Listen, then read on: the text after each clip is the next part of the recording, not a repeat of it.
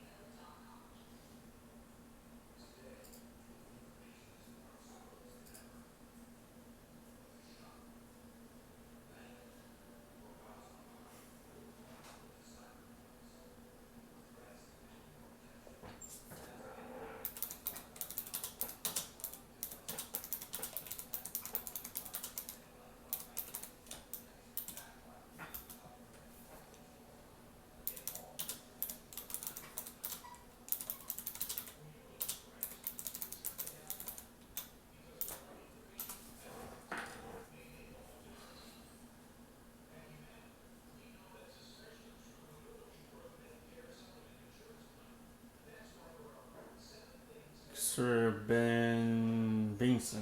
Sir Bingston. Thank you. I'm gonna eat right now. Do some IRL chatting.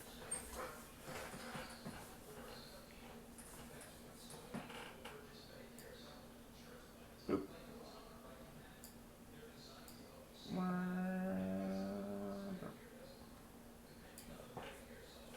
That'll work.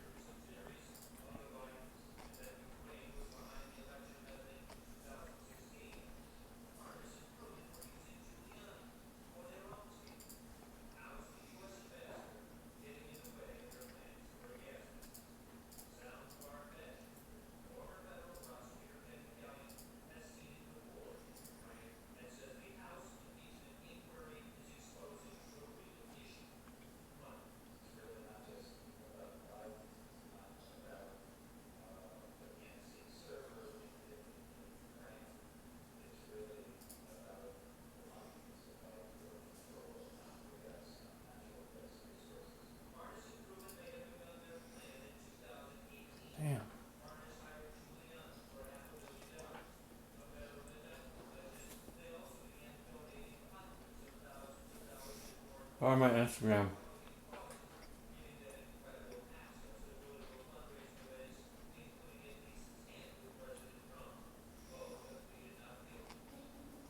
What?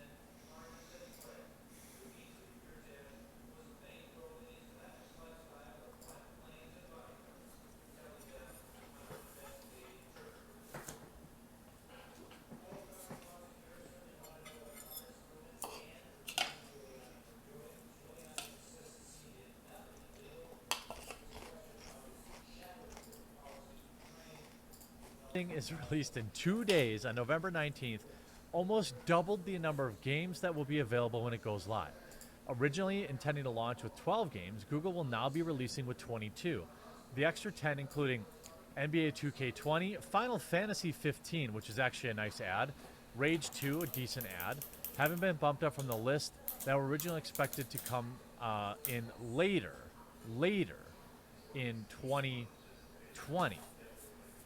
Day one now includes Assassin's Creed Odyssey, Attack on Titan Final Battle, Destiny 2 if you pay for the Pro, Farming Simulator, Final Fantasy 15, Football Manager 2020, never even heard of that, Grid 2019, also never heard of that, Guilt, Just Dance 2020, Kind, Metro Exodus, Mortal Kombat 11, NBA 2K 2020, Rage 2, Rise of the Tomb Raider, Red Dead Redemption 2, Samurai Showdown, Shadow of the Tomb Raider, Thumper, Tomb Raider 2013, Trials Rising, and Wolfenstein Youngblood.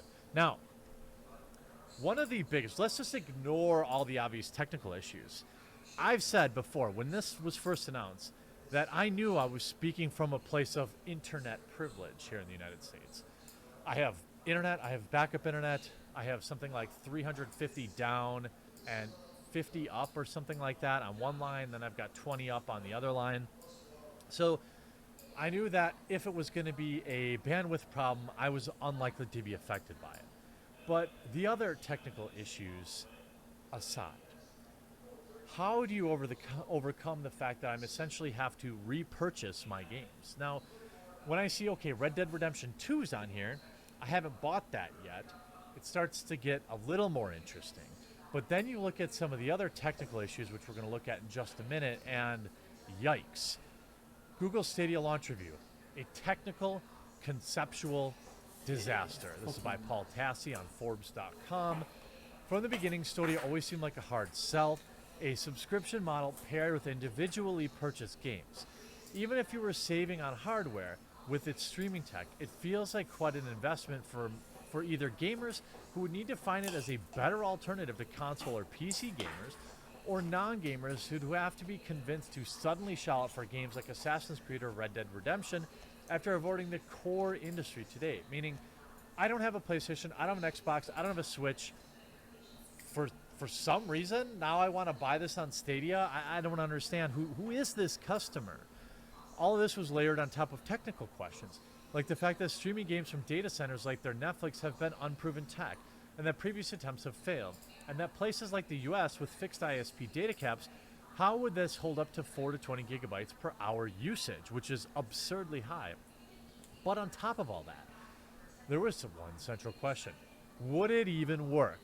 I've spent the last week discovering that for at least me and my own Google Stadia setup, The answer to that question is a resounding no.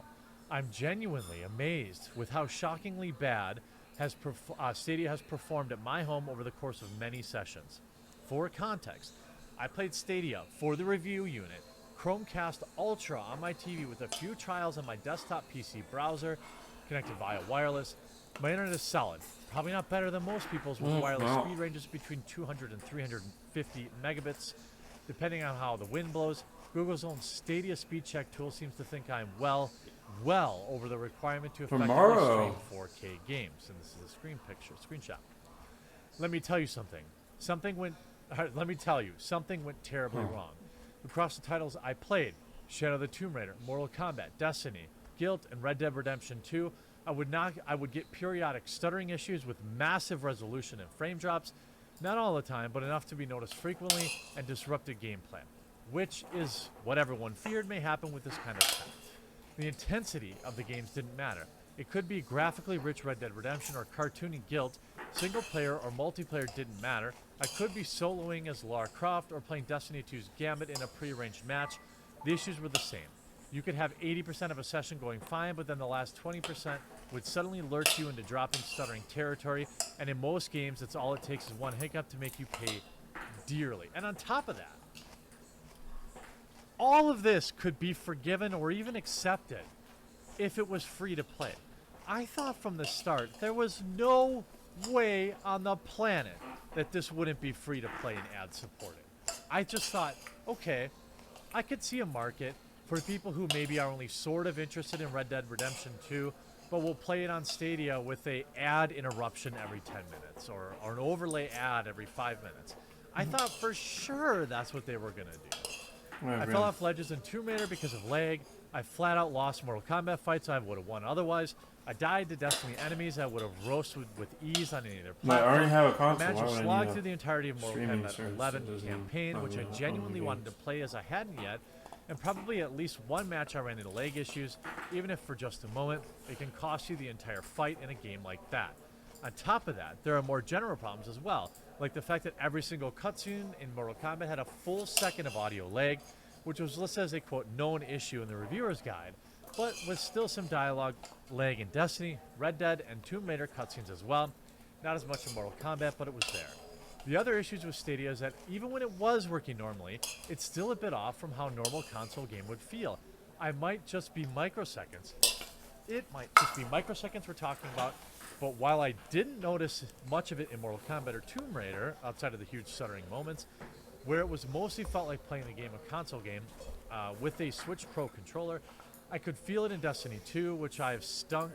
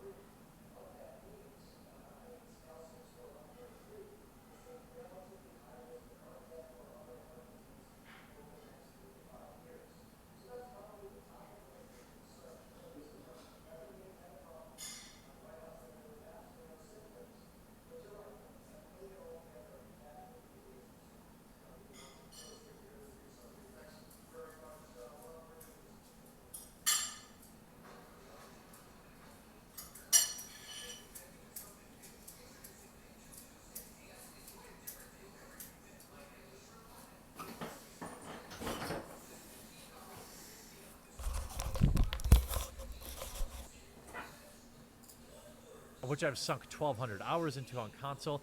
It didn't feel as tight. It's passable, certainly, but not anything I would voluntarily choose over PS4 or Xbox. This goes basically exactly what we all expected. The only unequivocal positive I can say about Stadia is it has significantly reduced load times over console equivalents, even past what my SSD modded PS4 is capable of, so hooray. I'm not even springing this on Google as some sort of surprise thrashing of Stadia. After these issues persisted across multiple sessions, I contacted them to try to get them to help me to troubleshoot, as I was amazed at how bad it was getting. They recommend I knock my performance settings down to balance instead of 4K, which is what the Stadia Pro subscription is paying to access in the first place. That didn't help, nor did it help when I went further down to the limited data usage, the bottom tier setting. As even there I had stuttering. I reported that back, and they said it was, quote, unusual and that they were investigating. So I gave them permission to access my play session, and at the time of this writing, that's the last I heard from them. I've been playing on, quote, balanced sense, but with no real improvements as a result. There's only 2 relative days of stability. We're on day 1, and then finally yesterday, the final day of testing, but with 5 very bad days in between. The entire Stadia model is baffling to me. If you could use Stadia as an extension of your current playing platforms, playing your console games on the go or your laptop on the phone or iPad or downloads with hardware, that would be pretty cool. That I agree with. Exactly. Like, I don't understand what service it's filling. Playing your console games, Stadia's not that. Rather, it's an entirely self-contained ecosystem where you must repurchase any games you want to play. That I agree with. Exactly. Like, I don't understand. The entire Stadia model is baffling to me. If you could use Stadia as an extension of your current playing platforms, playing your console games on the go or your laptop on the phone or iPad or downloads with hardware, that would be pretty cool. That I agree with. Exactly. Like, I don't understand what service it's filling. Playing your console games, Stadia's not that. Rather, it's an entirely self-contained ecosystem where you must repurchase any games you want to play. Borderlands 3 is coming to Stadia in a little while, but why on earth would I ever want to play it there? I have to start from scratch, as that game, as most games, do not have cross-save right now. Some do, like Destiny 2, which is being used as the flagship for Stadia launch title. Yet as an avid Destiny 2 player, A, I would only play on Stadia if my consoles and PC were spontaneously burst into flames, or B, Stadia does not share a player population with any other platform. I would be amazed that if it didn't end up creating serious matchmaking or group finding issues at launch. Stadia is also pitching itself as being for non-gamers, and yet I don't understand how the model lends itself to them at all.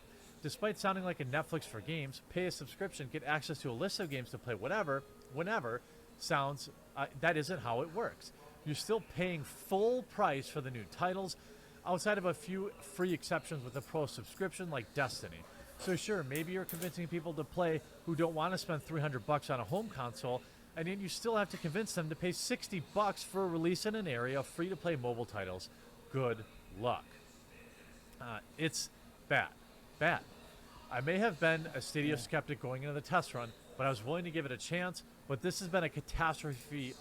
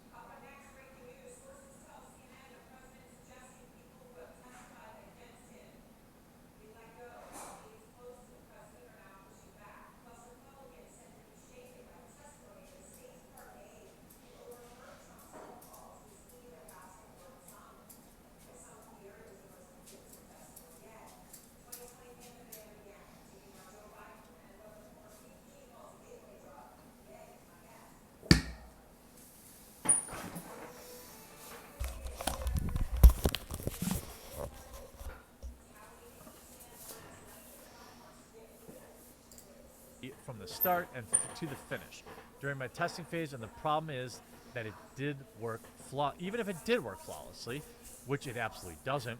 The entire model seems doomed from the start. This is an enormous miss from Google, and I'm really wondering what the fallout is going to be from this ill-conceived early launch. Hey, maybe it means they're going to push out more ads on YouTube to make up for it. I don't see where this even ends up. That's the thing. I don't see who this product is for. Like I said, maybe if it was entirely free to play and ad supported, you'd have something. But the idea that you're expecting somebody to buy Assassin's Creed or Borderlands 3 for full price and choose that over playing on PC or any one of many consoles is absurd to me. Then, most hilariously, Google allegedly has burner accounts trying to defend Stadia. 22 games and 22 times the input lag. Same input lag as Xbox One X, Thor 16. Then you have join November 2019, so join today. Google Stadia, well, and it's also following Stadia. Here's the same person. Microsoft xCloud Preview now has 50 new games more than Stadia's launch. Thor, Stadia already won. xCloud will be running on 7-year-old hardware in 720p. Have fun. Here's another one, xCloud effect. There's no xCloud effect. xCloud will run on 70. It's this person just shilling for it. And there's definitely, I don't know how many of these there are. But on top of that, you have Google Stadia telling people, for the best performance, don't stream movies or music to any other devices in parts of the house while playing games on Stadia. It can slow things down. As pointed out online, this is the modern day equivalent of yelling to your mother to tell her to not pick up the phone while you're on dial-up internet. You have all sorts of things. Paul also saying, I hear Google is now sending emails to people telling them to connect their Chromecasts with an Ethernet cable or to have a router in the same room as their Chromecast TV. Now, maybe for elite gamers who have all the latest tech, this might work. But even if it all worked, this model, unless it's unbeknownst to all of us, is doomed to fail. I hope you enjoyed this trash fire, Google. Maybe work on fixing YouTube and helping, your creators not get their channels hacked. Less time working on entering into a gaming scene where nobody wants you, nobody wants to use your service, and you have literally nothing to offer that anyone can see to this point. Hope you enjoyed this video and this trash fire. We'll talk to you again real soon.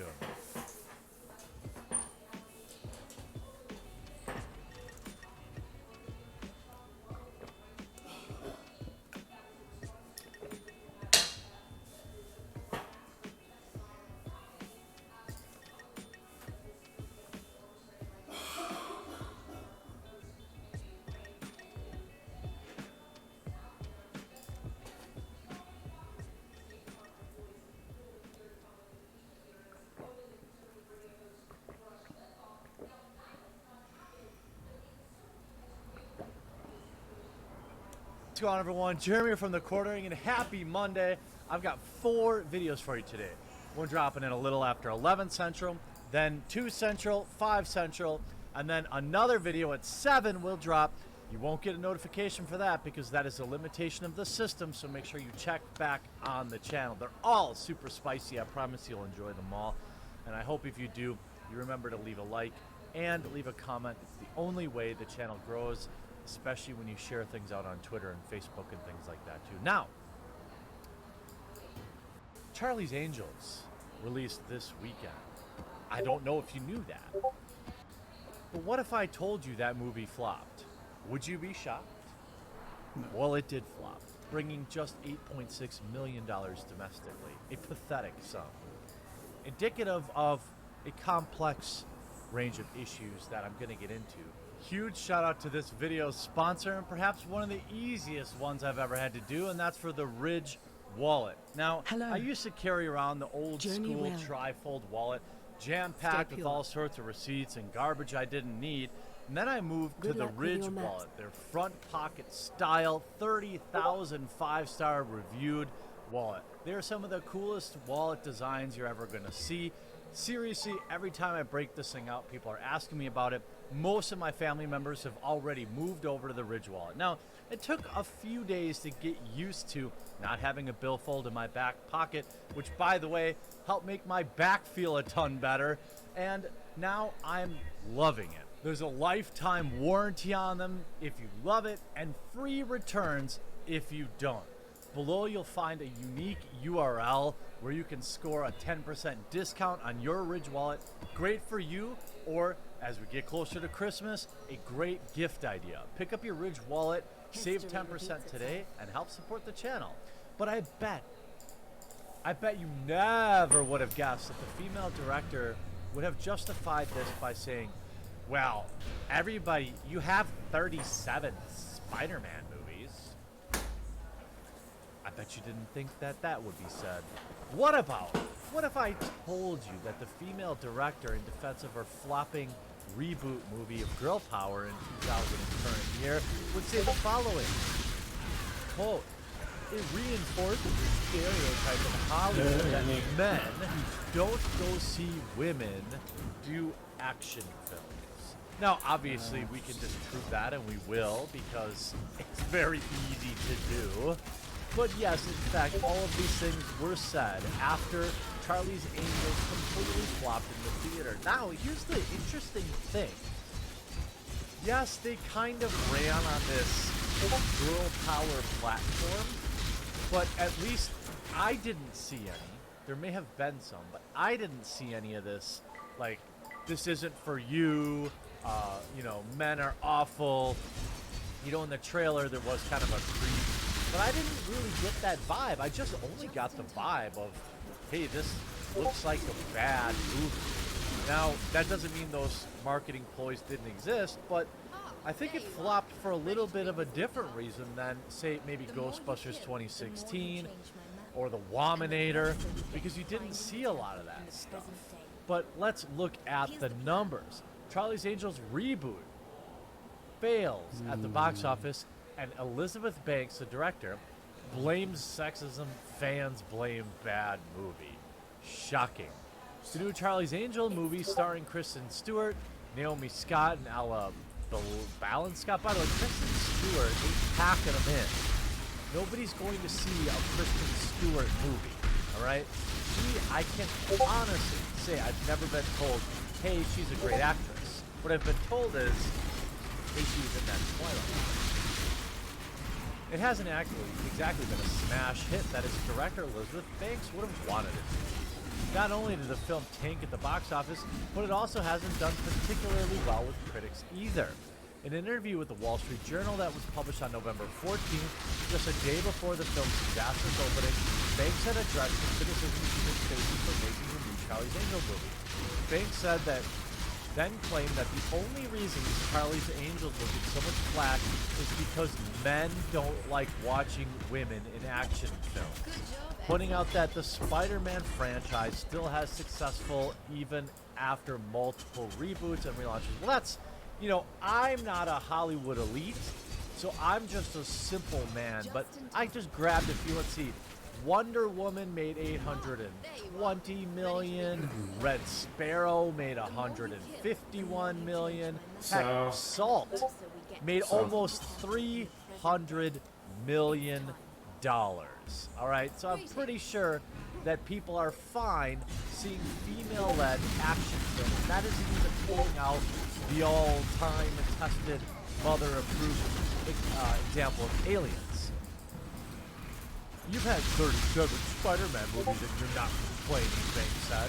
I think women are allowed to have one or two action franchises every 17 years. I feel totally fine with that.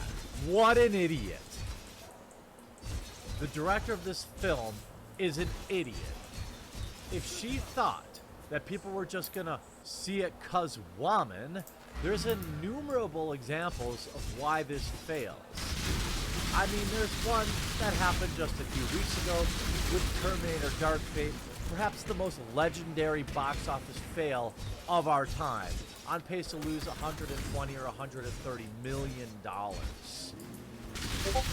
Banks had also previously told the Herald Sun that this movie doesn't make money. It reinforces a stereotype in Hollywood that men don't go see women do action films. Well, Banks now has had her worst fears come true as the film is a spectacular failure. However, as much as Banks might try to blame men for the movie's failure, Twitter doesn't seem to buy it. Check out some of these. Elizabeth Banks says Charlie's Angels flopped because men don't see women do action movies. Stares in Wonder Woman and Captain Marvel box office features. Oh yeah, Captain Marvel made $1 billion too. No one asked for a new Charlie's Angels movie. No one wanted a new Charlie's Angels movie. The previous Charlie's Angels movies were bad. The Charlie's Angels TV show was okay at best. Spider-Man is 37 times better than Charlie's Angels. Let's blame men. I mean, some of my favorite films this year feature women in prominent or starting roles. Crawl, Endgame, Captain Marvel, Alita. I forgot about Alita Battle Angel. Toy Story 4, and so on. I just don't like Charlie's Angels that much. I'm just going to let other people enjoy this one. You might think, hey, these are all still men talking. So here's what some women said. Then you should have made Charlie's Angels correctly. Don't expect women to show up for a bad movie just because we're women. You didn't do your job as a director. I was just saying to some friends yesterday, I love Charlie's Angels, but I have no interest in seeing this one. Nothing about it excites me. Certainly not as exciting as seeing Lucy, Drew, and Cameron, and Demi Moore in the 90s, 2001 when those were done.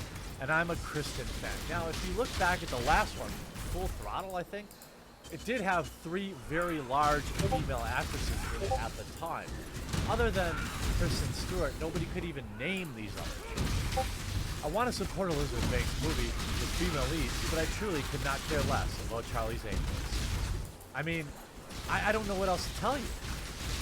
It's a spectacular get woke, go broke scenario. And what I'm actually really happy about here is not that this bad movie did bad. That happens every week. It's that it's another reboot to completely flop at the box office. I mean, Joker in his like 20th week made more money. Isn't that interesting? I'm happy that you can't just take diversity, throw it on the big screen, and sell tickets, because all the Twitter blue check marks men and all the Twitter blue check marks women couldn't put Humpty Dumpty back together again. This movie was bad. Nobody wanted it. The only people that wanted it were the people getting paychecks for the film, and it failed. Just like nobody wanted Ghostbusters 2016. Nobody wanted Terminator Dark Fate. These movies all spectacularly failed, and I can only hope that this leads to a continuing trend of Hollywood moving away from these lazy reboots, just slapping more diversity on them, and actually put out original ideas. Now, when you look at the reviews, here's an interesting theory, by the way. A lot of people are wondering if these reviews are paid. Everybody online seems to be saying the movie's bad. But when you look at the reviews on Rotten Tomatoes, where normally I go and I'm looking at audience score exclusively, it has an 80%. 60% from the Rotten Tomatoes meter, so the absolute bare minimum to get certified fresh. But the audience seemed to like it. But when you look at them, there's an absolute bevy of simple one-line positive reviews. Curious. And only 800 of them, too. Very easily done by all the tickets that so-and-so buy. If we look at some of the critics themselves,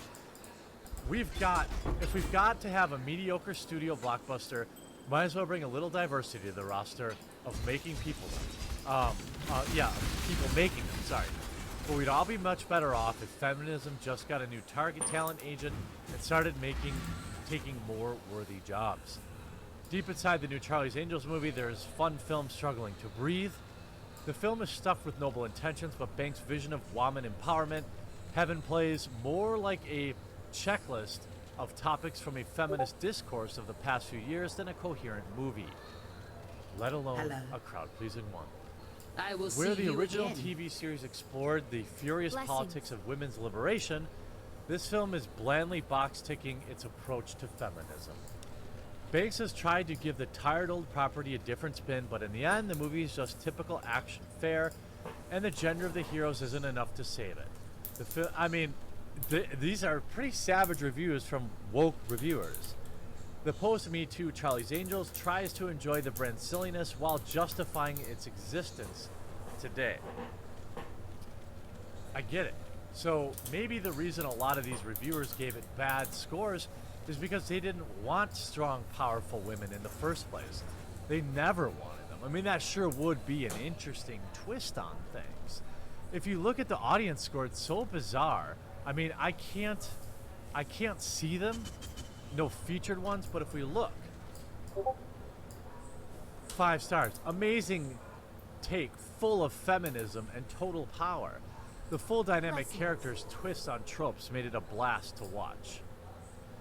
That doesn't sound like somebody who saw the film. Perfect cast, solid action, and humor thrown in. Great remake of the original. Classic TV series that started it all. I wholeheartedly endorse this exuberant train wreck of a movie. Everybody came to play and delivered a delightful couple of hours of hilarity, adventure, and nostalgia. Patrick Stewart is a riot, and the film is far more than I expected. Okay. Now, I had a few people reach out to me and say, hey, I saw it was okay. I mean, maybe it was. People can see whatever it is that they want to see. But you see a lot of kind of base level 5-star reviews. Frivolous movie, go with low expectations. Okay. Action movie with hardly any action. Surprisingly watchable. Fun, entertaining movie. I mean, maybe these are what people left the reviews, but I suppose if I'm going to leave a review, it's going to have something a little more in depth than that. But this is a bizarre one. You don't really know how to take it because you're like, wait a minute, the critics didn't like it, the fans did like it, this is supposed to be a good movie. Yet nobody went and saw it. I'm hoping what this is a clear and present signal that people are just tired of reboots. People want new franchises. They're just as risky, in my opinion, because if you put on a movie like Charlie's Angels or Terminator Dark Fate, and you spend $200 million on the 2 films combined, and you lose more than half of that, wouldn't you have been better off risking something new? I just don't understand the math that these Hollywood bigwigs are in for. Nonetheless, yet another great get woke, go broke scenario. Let's end the reboots, please.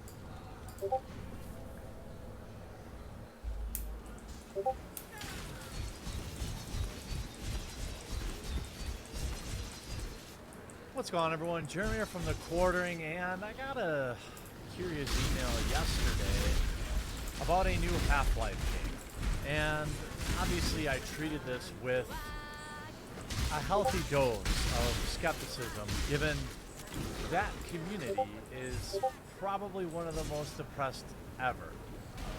One of the, Half-Life, the highest rated game on PC in history.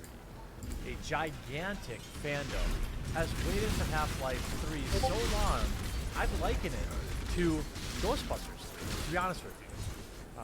Half-Life 3 should have been done a decade ago, never did it, and now the pressure is so immense that they're probably afraid to do it. Living up to your own expectations is probably one of the most frightening things for a developer. Living up to the standard that you've set. You can look at a lot of third installments that just weren't as good as the first 2, but as long as you do it in a timely manner, I think you still profit from the nostalgia. In a lot of ways, Borderlands 3 wasn't exactly imaginative or new, but it was just more Borderlands, and it was released in a reasonable time frame, so people still really liked it and reviewed it above average. With Half-Life, after waiting for more than a decade, the game would, unfortunately for the developers, have to be amazing. Oh, boo-hoo, customers would have to get a great game. So I got an email yesterday with all sorts of information in it, but I wasn't sure how to relay it, how to share it with all of you. So what I'm gonna do is first I'm gonna show, you know, now that some other people have started to report on the exact same thing I had. I have a little bit more than they do, but Half-Life Alyx, a VR successor to Half-Life 2, could be announced very soon. My sources say it's going to be on the 20th, which would be the anniversary. Are you joking? Are you serious? You make the Half-Life community wait 12 years for an announcement, and in my opinion, you're only doing it to sell your $1,000 VR kits. But I digress. Half-Life Alyx, a VR successor to Half-Life 2, could be announced very soon. My sources say it absolutely will be. Gordon Bennett, Half-Life Alyx is reported to be announced by Valve at the Game Awards 2019. A new Half-Life game is in the works at Valve, according to a number of rumors. A supposedly leaked transcript, which has now been deleted, by the way, as first spotted by PC Gamer. Between Game Awards creator Jeff Keighley, Valve's Robin Walker, and an unnamed third person refers to the project called Half-Life Alyx, releasing in March 2020, being developed for the virtual reality hardware, presumably Valve's own Index VR headset. Another user on Reddit also stated that Half-Life Alyx, named after different characters, will be announced this Wednesday. That's what my data says. It's on the 20th. And the VR is a VR continuation of where Half-Life 2 events ended. That's not what I heard. I heard it's a prequel. Prominent Half-Life internet personality Tyler McVicker is also hosting a stream on Wednesday. Incidentally, a number of developers at Valve acquired studio Campo Santo have recently changed their Twitter bio, suggesting they're no longer working on previously announced adventure title in Valley of the Gods, but an undisclosed project within the company. Could this be the reported Half-Life follow-up, or could this be Valley of the Gods getting a rebrand? There's clearly plenty going on at the Bellevue studio at the moment. Either way, we could hear more from Valve officially this Wednesday or next month during the Game Awards itself. Considering the well-documented wait for a follow-up for Half-Life 2, Episode 2, the internet is sure to keep a close eye on all Valve news over the next few weeks. Well, if we look, I'm going to share what the insider has told me too here. Zoinks, look at this. Look at this cover for Cyberpunk. This is all-time PC scores. Half-Life 2, 96. Grand Theft Auto 5, 96. By the way, that's a critic score. User 7.1. Half-Life 2, 96. User 91. Then you have the Orange Box, 96, which is just another Half-Life Collector's Edition. Then you have, I'm sorry, Half-Life 2. Then you have the original Half-Life. An amazing series. I loved it. Loved every minute of it. It was one of the first games that really was gripping for PC on it, for me. Now I'm going to share with you what the insider has told me and hopefully shed some more light on it. So, speaking to the insider, that's being mild. I said, so it's going to, I'll drop this on Monday. I said on Monday. So Valve has a VR kit and they're using Half-Life to push it. Is that a fair thing to say? Insider comes back and says, that's more than fair to say. That's being mild. No, I don't know how knowledgeable you are around the Half-Life franchise. The massive video community it has, does not seem you're much into it. From the 500 or so videos I checked over, you never really mentioned Valve unless it's Steam or Half-Life. Steam. The myth, the legend, and the eternal wait for Half-Life is big, very big. Half-Life 2 is the highest-rated Metacritic game of all time. Portal 2 in the top 10. And the anticipation for Half-Life is insane. But people have grown tired and annoyed by Valve doing stuff, chasing trends like Artifact, which, by the way, completely bombed. That's my anecdote, not his. Then Underlords, and then all this garbage. Valve's VR kit is called Valve Index, a $1,000 set that Valve has been pushing, but VR is just not in a healthy place, and it still causes too many problems. And is niche and very expensive, not just the gear, but the environment itself. The thing about VR is people that are into it are really into it, but that's still a really, really tiny group of people. Add on to that, the unlikelihood of most people being able to afford it. You need a high-end gaming PC. Then you also need $1,000 in hardware. then you also need a large open space. Down here in the quartering studio, I could perceivably set up a nice VR kit off my tower here, my Origin PC. Not sponsored, just purchased it. And but not a lot of people. If you live in an apartment, you've got a couch in there. It's difficult to even have the room. Just the logistics of VR. Not to mention the motion sickness and other issues like that. If you read the interview, which is much clearer in the text form than it will be in video, then you will see how transparent it gets. I have strongly hinted at this, which has, I'm gonna skip this part. It's a little specific. The reception is mixed to mostly bad.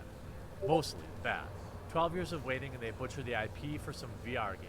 Yeah, this is not going to go over well and the poo storm is coming. They know that and they're going to try to manipulate everyone to say, you better like this or else. That would be brutal. If they put this out and they hold the community hostage by saying, well, if you don't like this, then we're never going to do Half-Life 3. That would be unbelievable.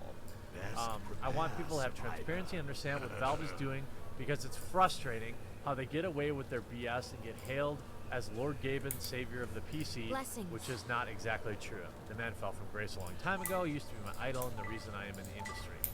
Okay, yeah, so original Half-Life released November 19th, 1998. This will be the anniversary. The deadline, however, is the 20th, so it could be Wednesday too. It's definitely coming this week, and they have uploaded and all is set, done, which need to be translated into as many languages as possible. Let's see here. Warm nights. Here's part of the translation. Hey guys, Jeff Keighley, and I'm here with Valve in Seattle, Washington. This is such a special day for me, as I'm sure many of you, because Valve is ready to reveal the next project. In 1997, when I was going to college, I came to Seattle to meet with Gabe Newell and the team when they were making their first game, of course, Half-Life. And I wrote a story about the making of called The Final Hours of Half-Life. I did it again for Half-Life 2, and today I'm happy to announce that in 2020 I'll be writing another Final Hours and about the next project. So what is it? The interview will come out on the 19th, Half-Life's anniversary, or the 20th, might depend on time zone. Let me actually open up this file quick. Okay, I've figured it out. Now, this is the actual translation file, which is from the Jeff Keighley interview. Now, this looks to have been deleted as the original file, so I wonder, make sure you leave a like and you share this video. I'm not sure if I'm going to be told to take this down or not, but tough. It's out in the public space. I'm going to cover it. Hey guys, it's Jeff Keighley. I'm here in Seattle, Washington. Such a special day for me, and I'm sure many of you, because Valve is ready to reveal its next project. 97, I came to college. I came here to Seattle, met with Gabe Newell and the team when they were making their first game, and of course that was Half-Life. I wrote the story about that. I did it again. I'm happy to announce that in 2020 I'll be writing another Final Hours about the next project. So what is it? Well, it's a new Half-Life project. It's called Half-Life Alyx, a full-blown virtual reality prequel to Half-Life. And right here on the floor 14, just off the lobby for the past few years, a team of more than 50 folks at Valve have been working in absolute secrecy building this project. They're working on it right here now. Exciting. I've been up here quietly over the past few years chronicling the development of the game, and I'm sure you have lots of questions about this. I can't believe it's actually happening. Today we're going to give you a little bit of a taste of what's going on at Valve for the past decade. Why not? Why now is the right time to talk about the project and bring it out in 2020? Here we go. I know that we'll get into the Final Hours, but there's been a lot of other games that you guys have worked on in the past 9 years that people have just never heard about or never shipped, right? Yeah, that's true. I mean, along the way, building Source 2, we tried various games in different franchises, and each of them kind of moved the engine forward in some way and explored some idea. And they're all backburnered for good reasons, I think. But there were more like milestones along the way to get where we are now with Half-Life Alyx. And I think I'd really be fun to delve into those. Yeah, you know. We will. Yeah, in the future. Well, that's exciting. Somebody will think that.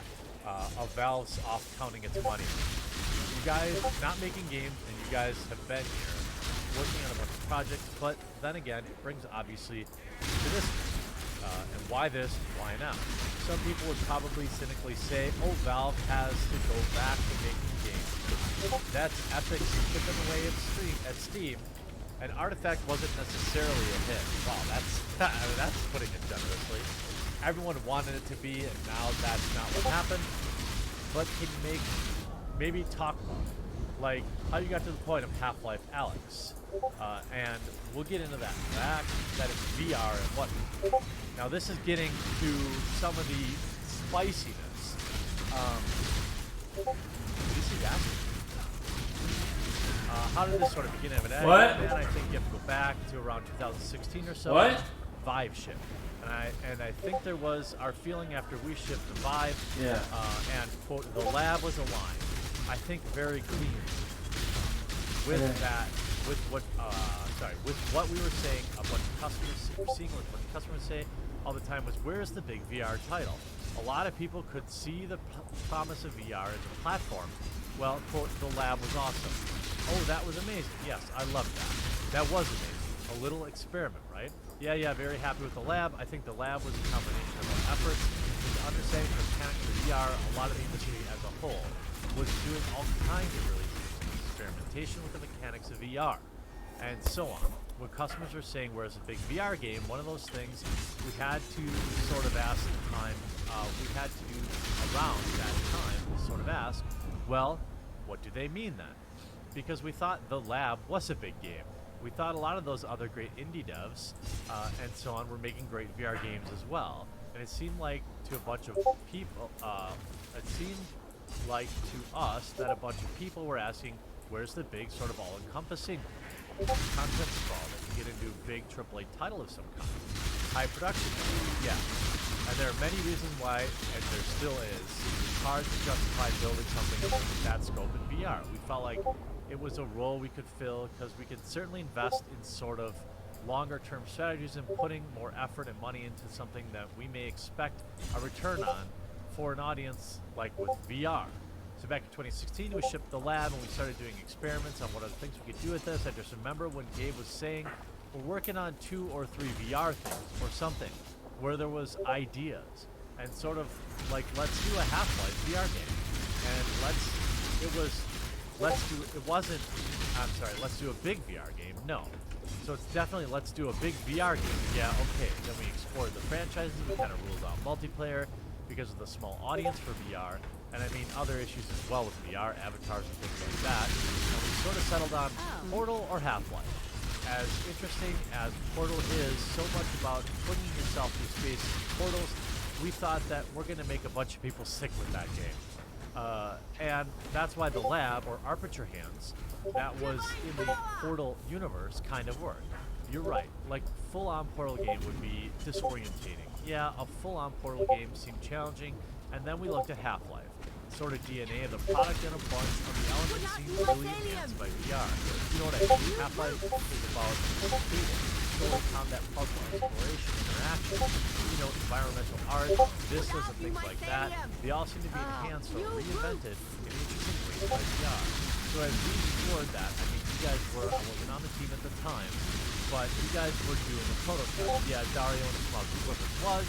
We basically literally started with Half-Life assets, then Half-Life 2 assets, so he's still pretty short, like 15 minutes, I think it was.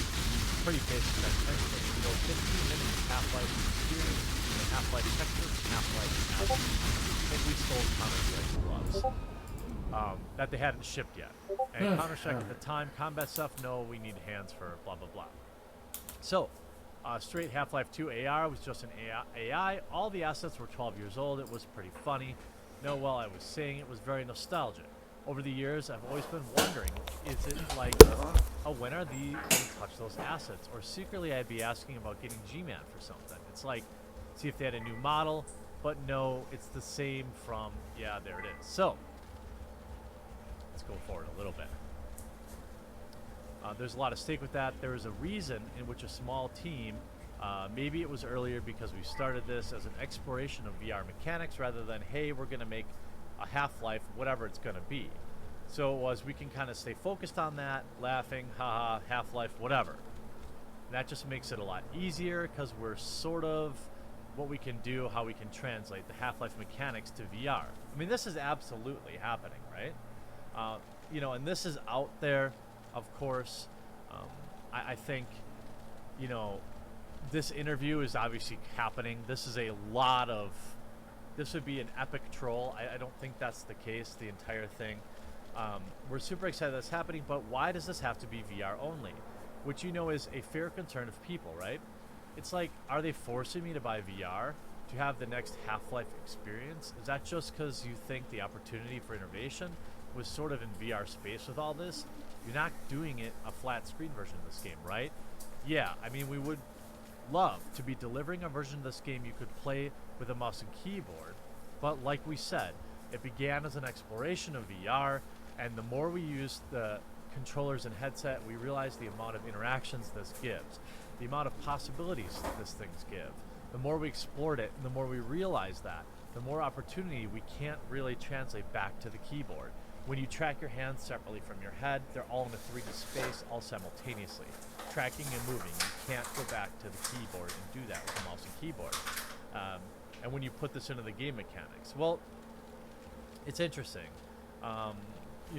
Is this gonna be enough to rival, to get everyone to go out and spend $1,000, essentially to spend enough to buy a brand new gaming computer just to play one VR title? It's possible. I don't think that the Half-Life community is going to be very excited about the premise. I don't think that there's a lot of penetration in the VR market to expect that lots of people would have this thing. The idea that I have to spend a G just to play Half-Life, that game had better be amazing. And the requirements, you need a GTX 980 or an AMD RX 480 with a dual-core processor. I mean, nowadays, kind of the latest generation of laptops are probably shipping with mostly what you need to do VR, but it's still a high-end gaming piece of hardware, and it's still $1,000 for this. I have zero interest in it, especially at $1,000. If they were maybe $100 or $200, I might consider it. But I've just not had a lot of interest in VR, and I don't think that the Half-Life community is going to be super excited about being forced to buy a $1,000 VR kit to play the latest Half-Life game. And if they hold the community hostage, that's going to be even worse. Nonetheless, I'm looking forward to hearing what all of your thoughts are in the comment section down below, and we'll talk to you again real soon.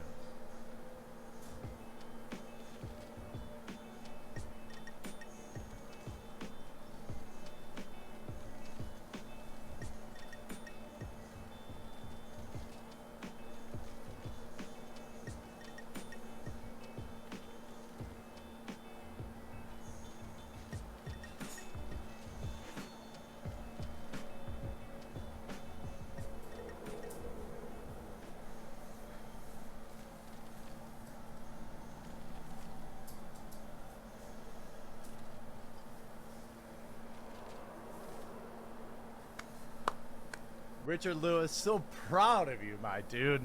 What a wonderful thing to wake up to on a Sunday. And holy moly, if I say guacamole, then there's two moles. Holy moly. Roly-poly? No, I don't know. Well, anyway. Huge news.